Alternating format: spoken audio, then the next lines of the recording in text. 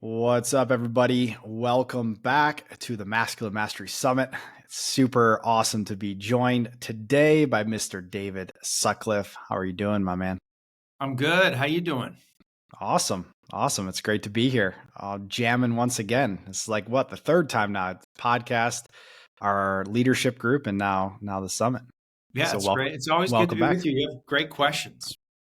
Awesome. Well, today we're going to dive into the realm of emotional mastery, which, after identifying the different realms of mastery, to really create an embodied, integrated man in the world, this has to be at the top of the list, you know, when we're talking about our emotions, because our emotions speak so much, and they really, if we're oftentimes we're the servant to them, right? And we're not able to really fully go into this realm because of perhaps wounding and many other things that we've experienced. So, why don't we just start things off? Like, why is it so important for men to be emotionally intelligent and aware?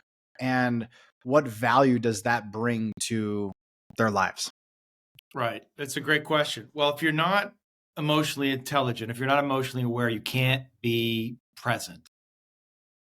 And if you're not present, you really don't have much authority or power in the world. You're not connected to yourself.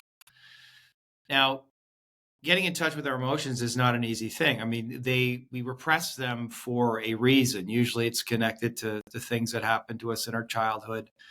And they're not always easy to get to. And we end up rationalizing, or we create a kind of a mental model in our mind, constructs that keep us separate from our emotions. But all of us know intuitively that it's good to feel our feelings. We don't want to be a slave to the feelings, certainly. We don't want to be driven by them, but it's important to allow ourselves to feel our feelings, and that repressed feelings, held back feelings, are going to create distortions in how we see ourselves and how we see the world. So it's really important that we become aware of what we're feeling, why we're feeling, what's it about. So we're not projecting it out onto the world. We're not blaming others for how we feel. And all of that, I think, brings us back to this concept of self responsibility, which I'm sure a lot of the people that you're talking to would be advocating for. That self responsibility is really the foundation of what it means to be a fully realized man. And so understanding and taking responsibility for your feelings, for your emotions is a big part of that. Yeah, I couldn't agree more. And I think there's a huge disconnect in that, right? Because of sort of the mainstream narrative and all of that, which we don't have to repeat the same things over and over again. Everybody's heard all of the things that have been perpetuated for many years in the old sort of structure and paradigm of masculinity. So now that we are creating this new paradigm where a man is ideally in a place where he can feel and open himself up, and I'm really pointing to the heart space here, because that's super crucial to this whole thing. But I guess, what do you see as the barrier to entry here? Like, that, what's the common thread that, I mean, you work with a lot of men, you do a lot of this Mhm. work, so like, what's the common thread you see here when it comes to being emotionally intelligent? Like, where's the disconnect there? Shame. I think a lot of men have shame about their feelings. They judge them as wrong or bad, or they've been judged in that way. That there's something about their feelings, that it's not okay to be afraid. It's not okay to really feel our pain. Um, it's not okay to express our anger or our rage. Um, and certainly we don't want to be expressing these things in distorted ways, but there are healthy ways to express all of these emotions. And I think, the old paradigm is stoicism, right? Man up, stuff your emotions down, get on with life, just get the job done. And that was probably a necessary stage of development for our culture for our species as we are evolving. But now that we are to some degree out of survival mode, we now have an opportunity to really look inward and reflect on who we actually are as human beings. And so all of this understanding of emotions, understanding of the unconscious, psychology and therapy, it's a recent phenomenon. I mean, Freud, only 150 years ago that we started this. So we're still in the beginning stages of understanding how it all works. I think for men, there now is more permission to talk about, feel, and express our emotions. But I think there is still a stigma around it. And I think men get a lot of mixed messages. It's like, be softer, gentler, tender, kinder, be in touch with your emotions. And yet, man up, get it done. And we know that women go for the quote unquote high status men. We know that from all of the data from these dating apps. So men are still under this intense pressure to perform. And how do they reconcile that with the part of them that has fear or sadness or pain? And so I think finding the balance there is really, it's tricky for a lot of men. And I think it's really confusing. I think it's heartbreaking. I think that's why we're seeing so many men checking out. They can't make sense of it. So they go to video games, weed, porn, and just check out of the whole thing. Yeah. It's the distractions and addictions that just overcome many men, and it's something we're seeing that's even more prevalent because of these mixed messages and the signals that are being sent out. And this is why this conversation is really important, because it's really my intention here is to really bring clarity to this process of coming into a balanced state in which have the permission to feel, yet still maintain ourselves, our presence, maintain some groundedness in our lives and our relationships and so forth. And so I guess if we were to kind of paint the picture here for somebody that might be tuning into this, like, okay, well, I know it's good to feel my feelings. I know it's good to maybe look at some of these repressed and suppressed emotions, but like, how do I actually go about doing this? So I'll leave that for you. Yeah, no, it's a great question. I mean, I didn't know how to feel. That's why I started going to therapy, and I understood that there were patterns that I was playing out that were unconscious, but I was getting the same result over and over and over again. So I was being driven by something in my unconscious, and I didn't understand why. And that's when I started to go to therapy. And what I came to understand is that all of it was driven by suppressed emotions. Emotions that were buried inside me from when I was a child. And we all have them. And largely they're unconscious. Maybe we're completely unaware of them, or we have some notion that they're there. They come up in certain moments when we're triggered or we're activated and we lose control, we lash out, or we collapse in some way, disassociate. But you got to get help. And that's why I think men's groups and what you're doing here, this summit, are so important. I saw Connor Beaton had a post about 80 or 85% of people who are in the mental health field are women. And it doesn't mean that women can't be good therapists for men. They can. I've had plenty of great female therapists, but there is a slight skew in the perspective. And so I think it's important that men seek out places where they can go and start to talk about how they feel and unburden themselves of that shame and see that everybody's the same. Every man in the room has some version of the same story that they have, and they're not alone, and that it's okay and that it's normal And from that place, they can begin to slowly go deeper into what these feelings are. Listen, getting in touch with your feelings, with your emotions is scary, right? There's a reason that we cut off from those feelings, because we learned that it wasn't safe to feel them.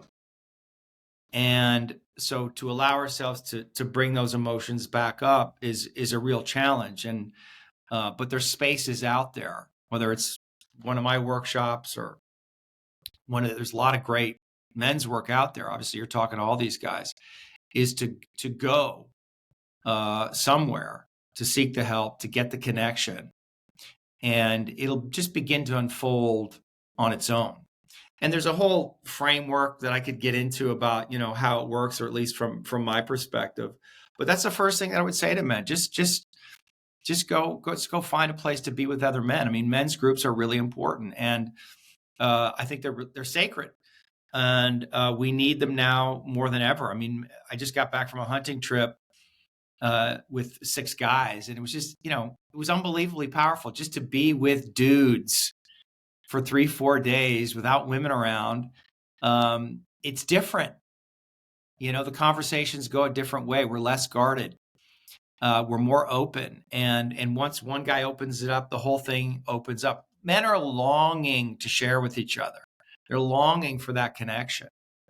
And I also got on the plane coming back, and, it's Hawaii. So there must have been 50 firefighters who were there. They're obviously fighting the fires in Maui, and all men. And you could see the bond, the connection that they all had with each other, because they'd been on a shared mission. You could feel the closeness and the intimacy. And, they're cracking jokes with each other. And it was just beautiful to see. And it reminded me of how important it is to have these male-only spaces, and how much men love to be together, to connect with each other. And that's the art that has been lost, Yeah. or lost, suppressed. I mean, it depends on the rabbit hole we go down, but this is what we have been missing. And it is that deep sense of connection that I feel when brought back into one's life. There's a restored sense of, community, of brotherhood, of that shared mission, which I think is also very important, because we add mission and purpose into that. Whereas if we're in pursuit of something together, it creates even deeper bonds as well. So, in speaking a little bit deeper to the emotional side of things, which is obviously what this conversation is about, one of the things I've noticed, and this is for all humans, but in the context of men, right? So, for example, I've had several clients who are men that have these very intense protective barriers and walls around their heart. And, through obviously, of course, series of questioning, shadow work, getting through to the protector part. One client actually explained to me, and I love this, and kind of the image that came to mind. I was guiding him through a process, and he said to me, the protector part for me, because I was asking about imagery, what does it look like? And he's like, it's like a Spartan. He's got a spear and he's got a shield, and he's not fucking letting anybody in, And I said, okay, well, having deeper dialogue with this part, right? That is valid. That was put there and placed there because he probably experienced some sort of hurt or betrayal or something like that.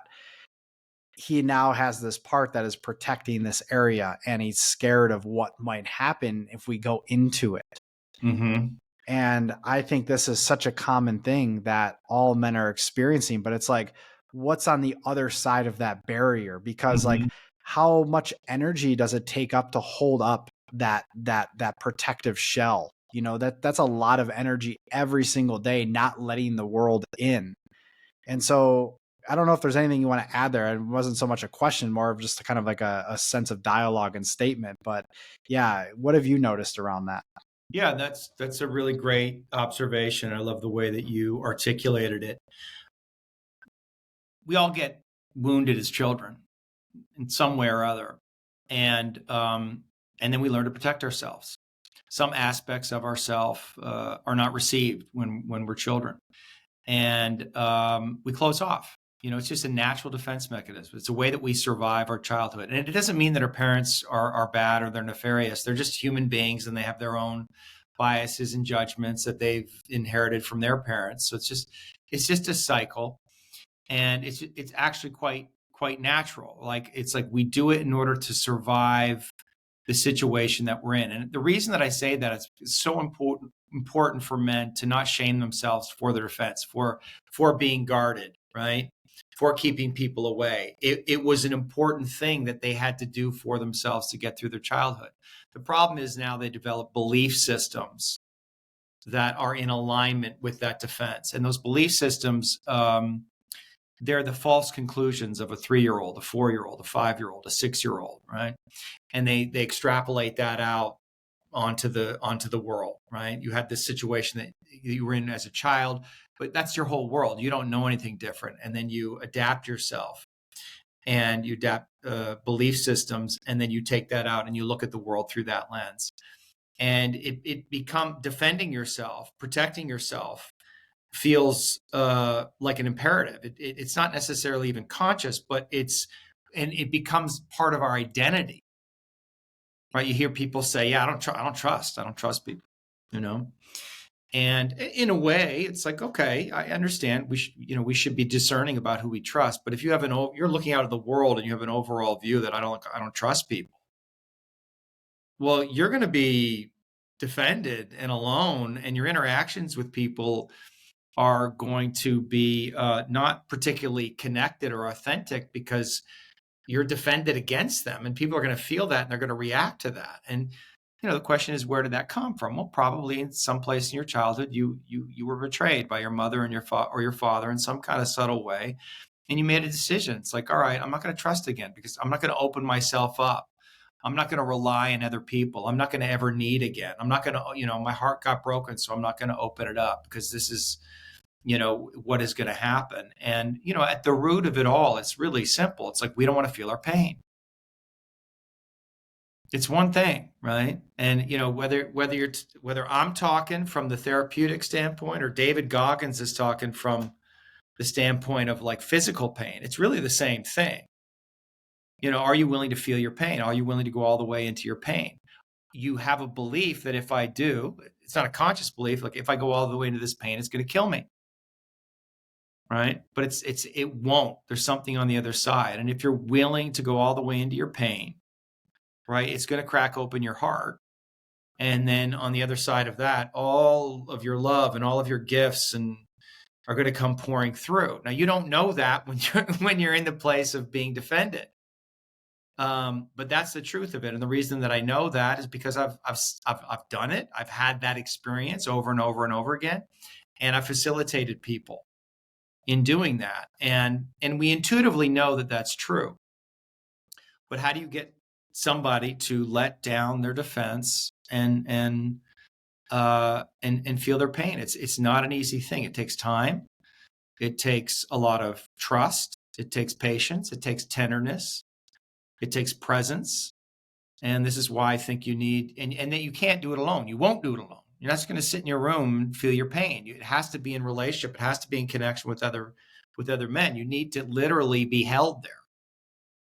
And it's the pain that you carry, but it's the pain of the little boy, for the 5 or 6, the 6-year-old. And we often cut off from that aspect of us. We forget what it was like to be a little boy, and that we were once that, so vulnerable, so wide open, helpless, and we don't want to remember that. We don't want to connect to that, but that's part of who we are. We want to feel like, I'm a strong man, I'm capable, I can take care of myself, I can navigate this world.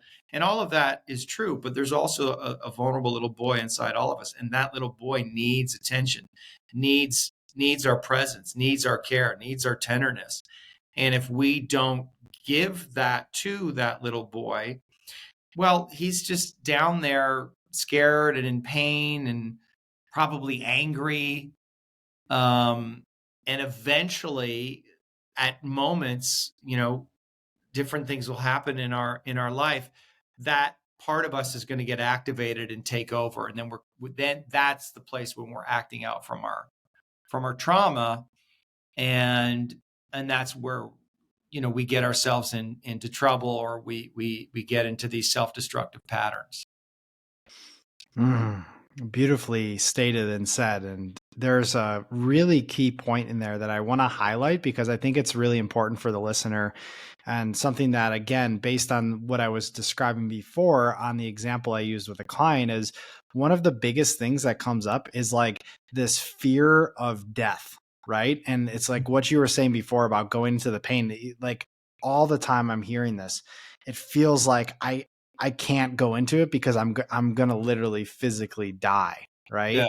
Yeah. And that's such a big thing that I hear all the time. And then also, I guess on the other side of that, it's like this person desperately is seeking to feel love, to feel connection, but is scared because of this fear of death that may ensue as a result of this pain. So it's like a catch-22. It's like this desire is there, but then the fear sets in. Yeah, for sure. In order to get the love you want, you have to be willing to be open and vulnerable. And that requires letting down your defense. And if I let down my defense, I'm going to have to feel my pain. If I feel my pain, it's going to kill me. That's the bind. It's not going to kill you, literally, but it is going to kill a part of you, right? It is going to kill your ego. It is going to kill your defense.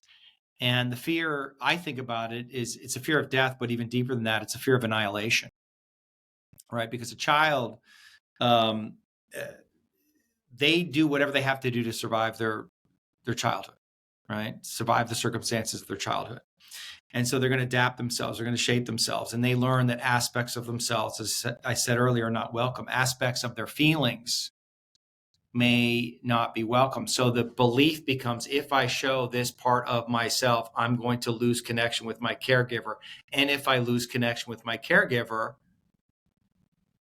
well, I'll die, because I'm 2, I'm 3, I'm 4, I'm 5 or 6 years old. I can't rely on myself. I have to rely on somebody else to take care of me.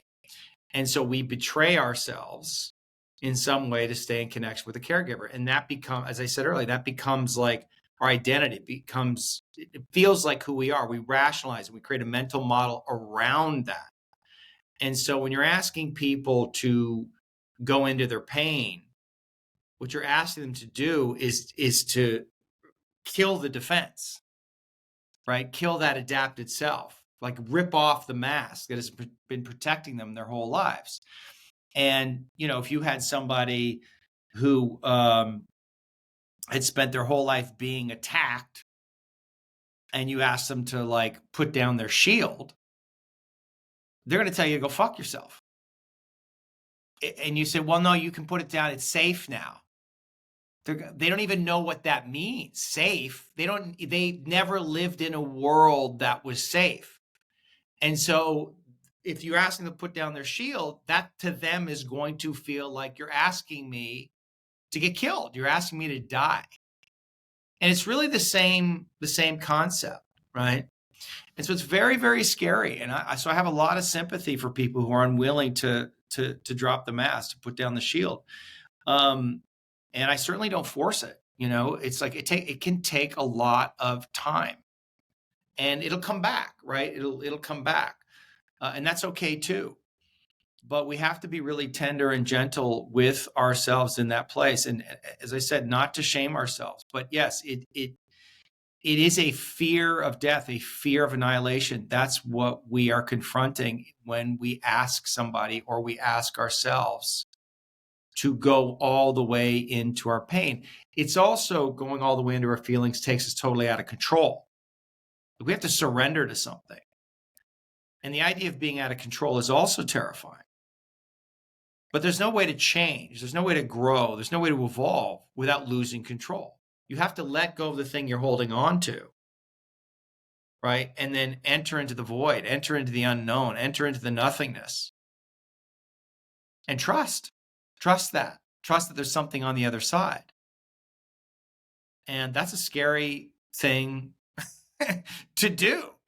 And I remember all the moments in which I did that, and yeah, it was terrifying.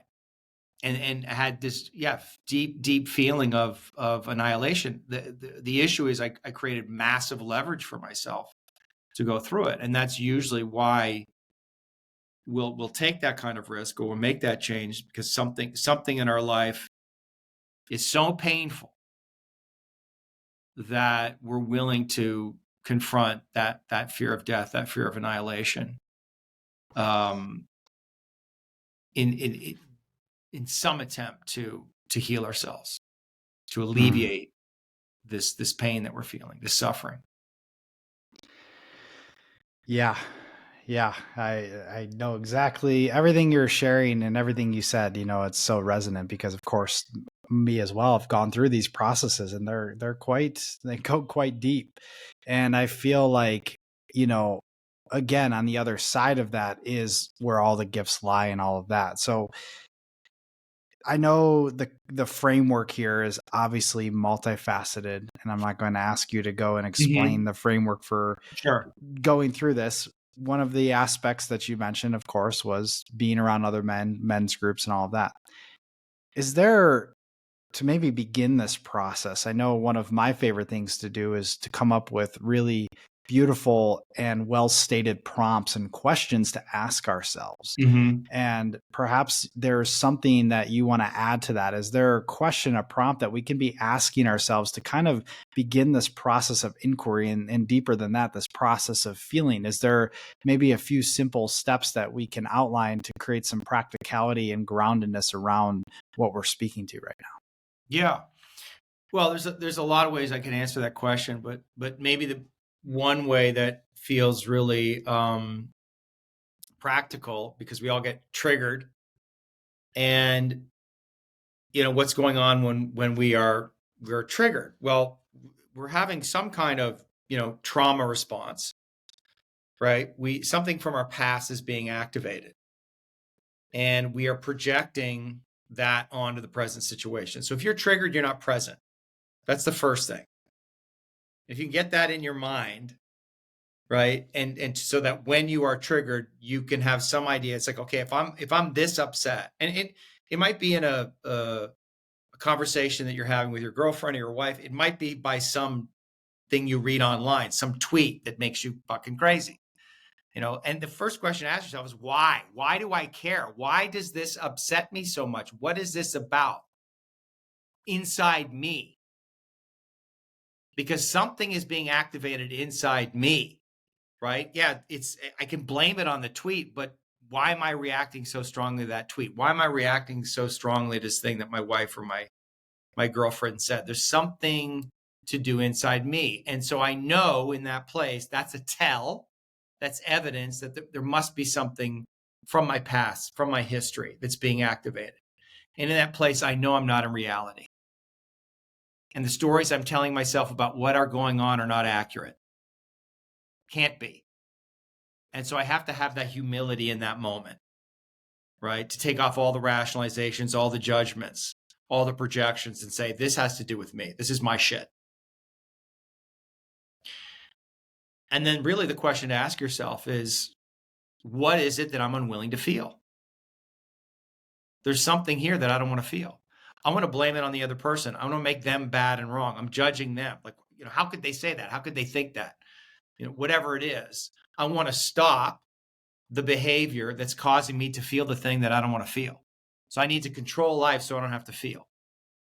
Well, good luck with that.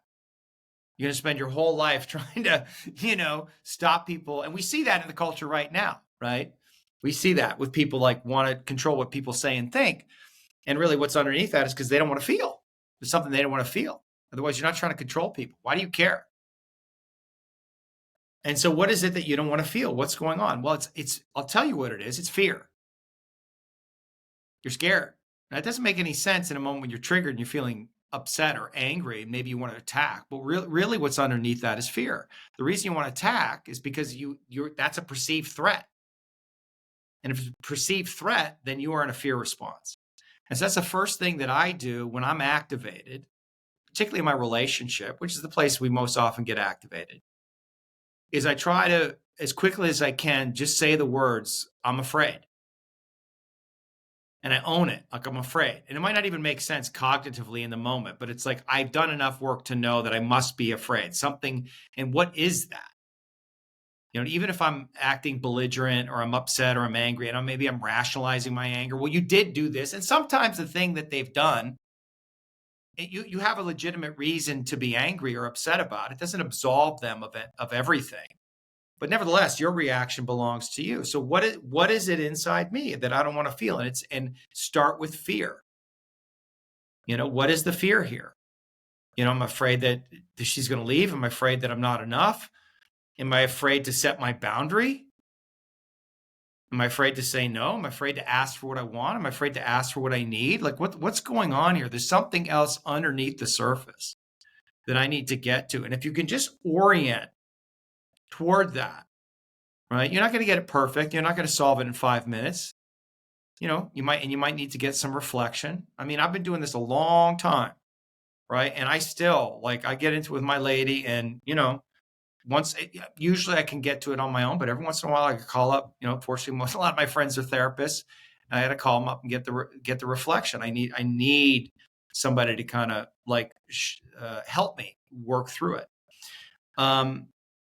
But if you can just orient yourself to that, this has something to do with me. There's something here that I'm unwilling to feel. Get out of the rationalization, get out of the blame, get out of the judgment, and take self-responsibility. That is the path to freedom.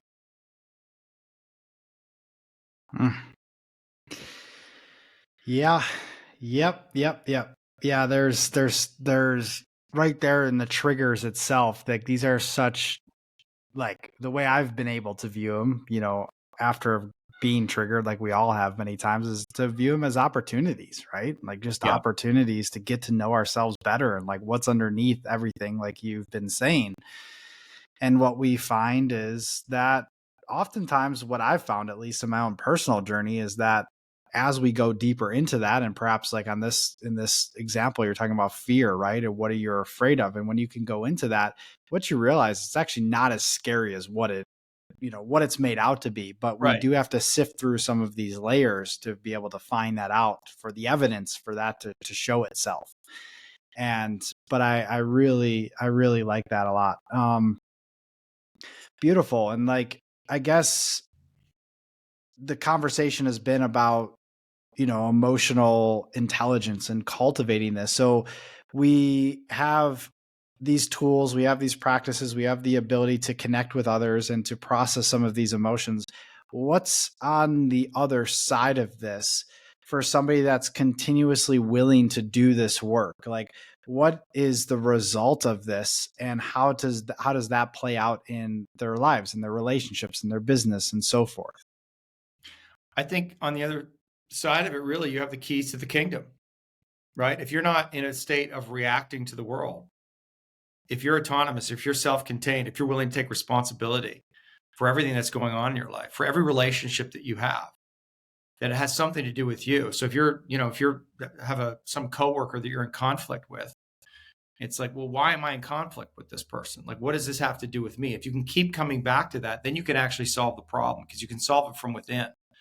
And that's just super powerful. And then you're not taking anything personally, which is the key, right? This is, the 4 agreements. Don't take things personally. Easier said than done, obviously.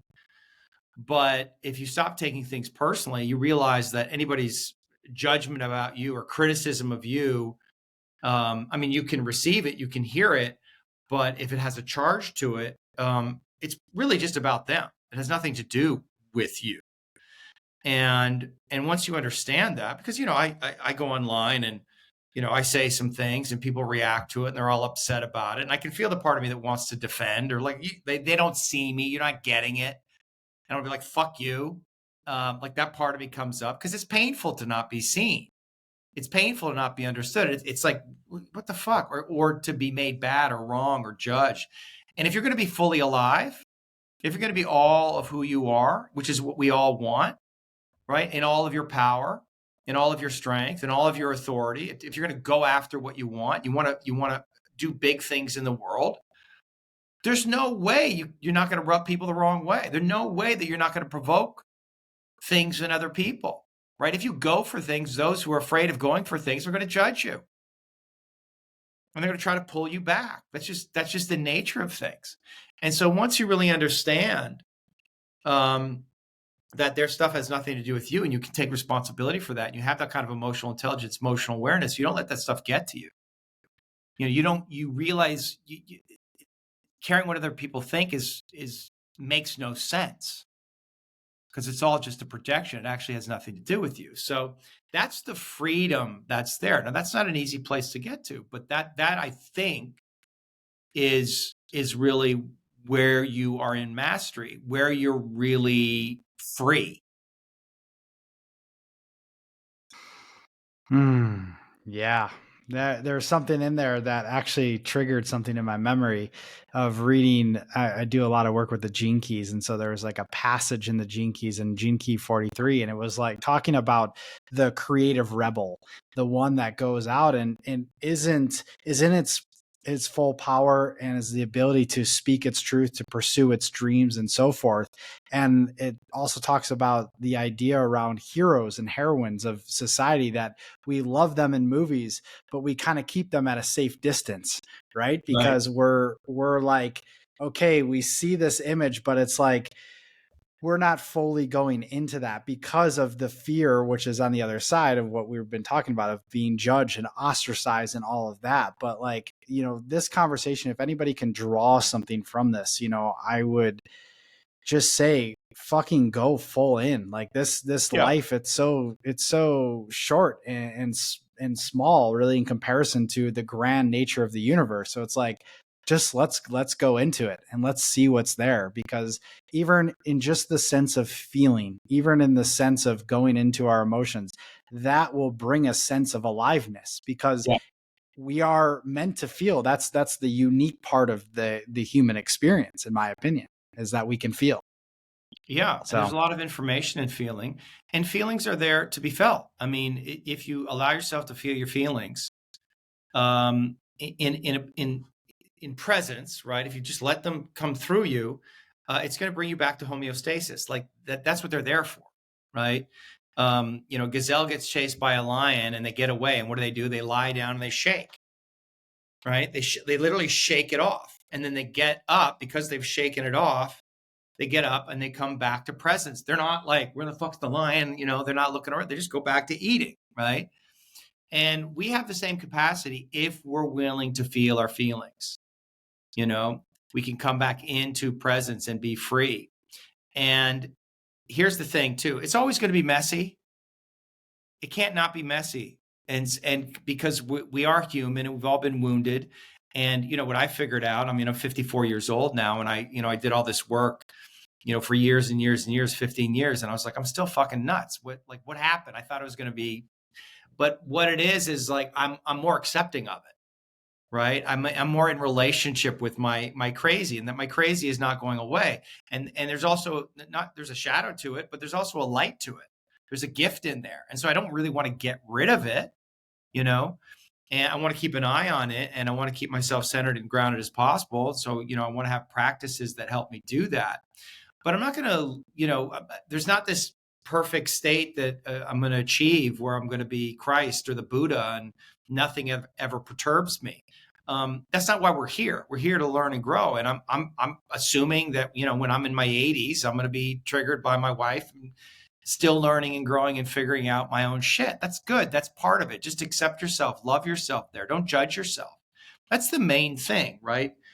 Is you got to hold on to your own goodness. In the place where you make yourself bad, it's over. In the place where you have shame, and I define shame as, shame, remorse and regret is, I've done wrong, or I've done bad. Shame is I am bad. And if you have some internalized belief that you are bad at your core, there's no way out of that. Like, you're perpetually a victim, and you're perpetually going to be hiding. And that is the lie. That is the big lie. If, the devil's trying to convince you of anything, it's that there's something wrong with you, that you're not okay. And that's just a trick that the devil, and I'm using the devil as a metaphor, you could call it our lower self or our shadow. That's just a trick it uses to keep you down, to keep you safe, right? But the truth is, like all of us at our core, we are divine. And that's the part that we want to identify with. We're flawed, right? We're human. We're capable of being distorted and saying mean things and being cruel. It's okay. I mean, be responsible, be accountable, but it's part of what it means to be human. But don't identify with that. Identify with your light. Identify with your higher self. Identify with the part of you that is divine, and know that all of it, all of your humanity is divine. And to not get caught up in you're trying to be good. That's a trap, right? Just be alive and trust your own goodness, because it's like the dark must be here for a reason. It serves something. Right. And what I got, the message that I got, from my work with because I do a lot of work with the Lakota, on the Red Road. And my first vision quest was just, there is no separation between the light and the dark. It's one thing. It's a heavy statement. I mean, we all kind of intuitively know that, but basically what you're saying is, if it's one thing, then I can't judge. I can't prefer one. They just are, which was the next phrase that I received. Nature has no judgment or preference. And God is not concerned with our suffering. And the moment we accept that, we're free. What does that mean?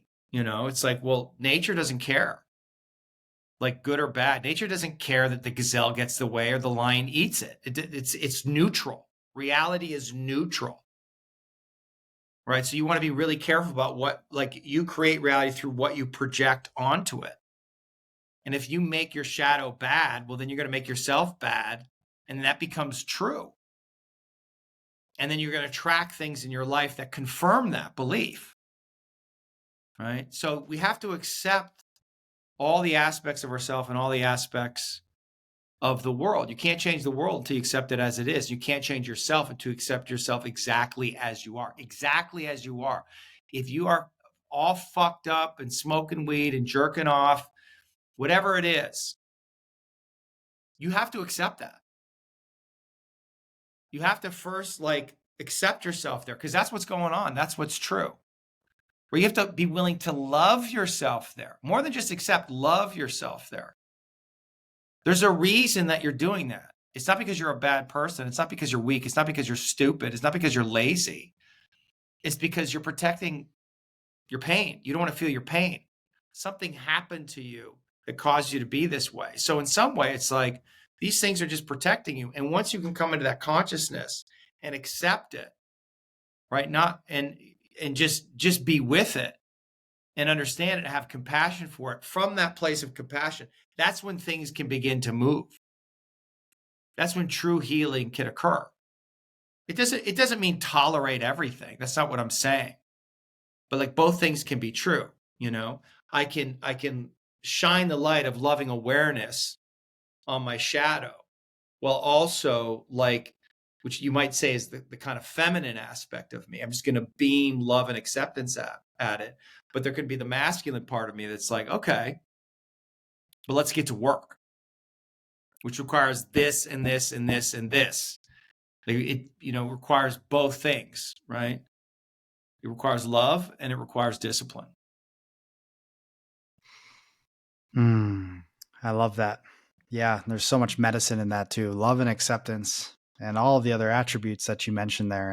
And I think to really just distill this conversation down to one thing, and I remember you saying this specifically in our leadership container, legendary leadership, saying that, this level of self-acceptance, and the deeper we can go into that, that's really where everything lies and where everything opens up. Right. And that's almost one of the passcodes to the freedom, right? I mean, there's obviously multiple passcodes here, but acceptance is such a big piece of all of that. And so I really appreciate you bringing that into this conversation today. Okay. Well, I guess to bring things full circle here and to wrap things up, is there anything else left on the table? Anything else that you feel called to share before we end this conversation today? I guess, you know, I just want to say again, it is a confusing time for men. And I think we're trying to sort it out. What does it mean to be a man in modern culture? And how do I show up? And I guess what I want to say to the men is, like, you kind of have to find your own way. Like, there's something inside you that wants to be whole, and that is whole. But you just have to integrate all these parts of yourself. And there is a primitive instinct inside you. There's something deep, and I would trust that. I would allow yourself to connect with that. Don't feel shame about your primitive nature, about the part of you that wants to dominate, that wants to win, that's competitive. That's in you for a reason. That's why you're here. Your ancestors were the winners of all the wars, right? They dominated, they won, they killed. That's why we're here, right? So that's part of our lineage. I'm not saying that we have to play that out. We have to continue to play that out. But it goes back to what I said earlier. Don't try to be good. I'm not trying to be good. I'm trying to be authentic to who I am. I'm trying to be real. And I'm trusting that if I'm authentic, if I'm real, if I'm honest, that by definition is good. That by definition is divine. I'm not looking out there for some model to tell me what's good and bad. It's within me. I am good, right? The places where we do harm or we are evil are the places we are separate from ourselves. We are distorted, right? And we act out in those ways. But when we're aligned with ourselves, we can't not do good. And bring the force of that out. Bring the force of who you are out. There's a light and a shadow to everything. And it's like, there's a light to the primal aspects of you. I mean, what the movies that men love, like 300, Gladiator. I mean, what's going on there, right? We love that shit, and that's part of who we are. And don't disown it. Like, integrate it into the part of you that's softer and more tender, and can be gentle and loving. But there's also like a warrior archetype inside you that's important too. And I see a lot of disowning, shaming. It's of that aspect of our being. And I would just encourage all men to invite in like the primitive nature of who they are, that there's goodness in it. It wants to be integrated, but it's part of your aliveness. It's part of your wholeness. And it has an intelligence that's bigger than you, that's bigger than your mind, that's bigger than the cultural messages we get. And just, learn and let yourself be with it. Yes. Beautiful ending words there. Really, really appreciate that, and appreciate you for jumping on here and sharing your wisdom and all of the beautiful knowledge that you've gained over the years through your own mastery. And so give you this opportunity here to share, to plug anything that you have coming up that you want men to know about. The floor is yours. Man, well, go to my website, davidsutcliffe.com, and I have a program that's up now called a 16-week men's intensive. So you can check that out, 16 weeks. And then we all meet in Austin for a workshop. And then I've got a men's workshop coming up. It's not yet announced, but I'm going to announce it probably later this week or next week. I'll be doing a 3-day men's workshop in my studio here in Austin, Texas, end of October. And but I have stuff going on all the time. So, whether it's my website or Instagram, you'll see that I have, and I'm doing more and more offerings for men. Just because, I don't know, it's fun. I like working with men. Yeah. Yeah. And it's needed, more containers out there, the better. So sure. I encourage everybody to go check out David's work. Obviously, if you resonate with this message today, and I'm a huge proponent of what you're doing. So thank you, brother, for being here. And we'll leave it there. Thank you. Appreciate you.